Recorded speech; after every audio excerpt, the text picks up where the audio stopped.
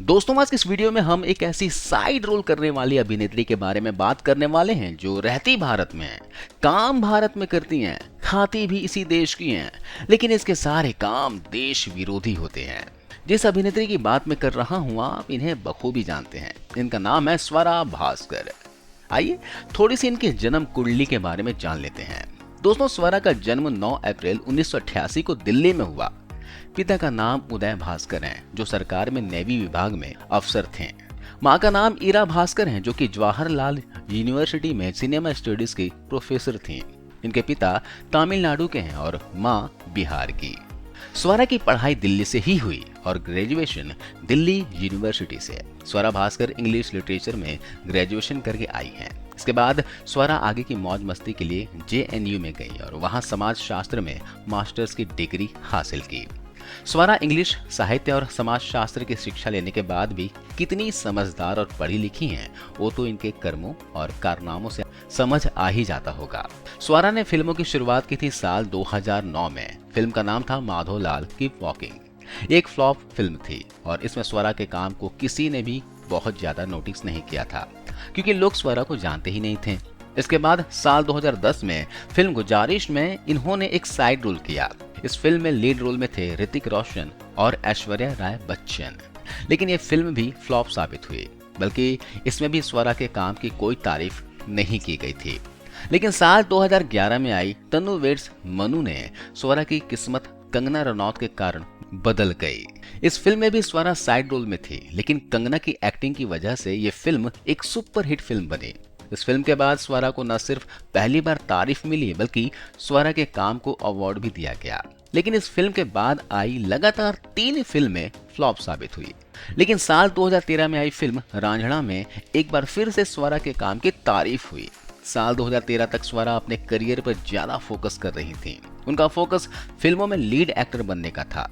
लेकिन 4-5 साल काम करने के बाद स्वरा को लगा कि उसे लीड रोल कभी नहीं मिलेगा, तो उन्होंने शॉर्टकट अपनाना शुरू कर दिया और पैसे कमाने के लिए दूसरे तरीकों पर काम करना भी शुरू कर दिया। स्वरा को अब बॉलीवुड में ज्यादा काम नहीं मिलता, लेकिन वो फिर भी हाई प्रोफाइल लाइफ जीती हैं। पर अगर स्वरा के फिल्मों पर हम नजर डालें तो स्वरा ने आज तक किसी बड़े बजट की फिल्म में लीड एक्टर के रूप में काम नहीं किया। फिल्मों में उनका हमेशा से साइड रोल होता रहा है और साइड रोल में कितना इनकम होता है ये तो हम सबसे छिपी हुई नहीं है।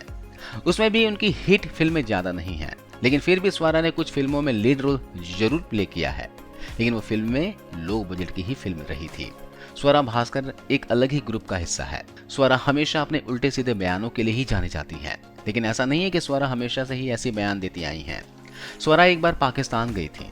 पाकिस्तान क्यों गई थी, इसे वहाँ किसने किस काम से बुलाया था और इसे वहाँ पर टेलीविजन शो में क्यों इनवाइट किया गया था, ये आज तक एक रहस्य है। क्योंकि स्वरा शुरुआत से कोई जानी मानी हस्ती नहीं थी, वो साइड रोल ही किया करती थी, वो भी फ्लॉप। बावजूद इसके पाकिस्तानी टीवी में सम्मान दिया गया और इन्हें ढेर सारा पैसा भी दिया गया था। पाकिस्तानी टीवी पर बैठ के इन्होंने एक बहुत ही बड़ा बयान दिया था। उस समय वो बयान काफी चर्चा में भी रहा था। स्वरा ने कहा था कि उसे बताया गया था कि पाकिस्तान हमेशा से ही भारत का दुश्मन देश है, लेकिन पाकिस्तान बहुत ही शांति प्रिय और खूबसूरत देश है और वहाँ के लोग तो बहुत ही अच्छे हैं।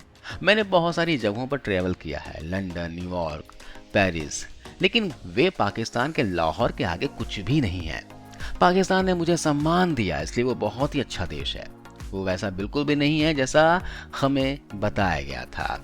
उनका ये बयान काफी चर्चा में बना था और इस बयान पर लोगों ने इन्हें काफी ज्यादा खरी खोटी भी सुनाई थी कि लाहौर में ऐसी कौन सी अच्छी चीज आपने देख ली कि पेरिस, न्यूयॉर्क जैसे शहरों को भी फेल कर दिया।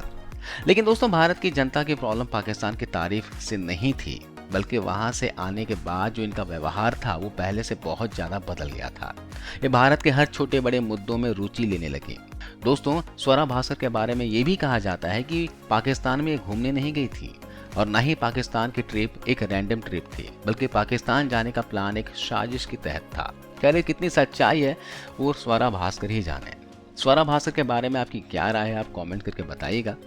आज के लिए बस इतना ही।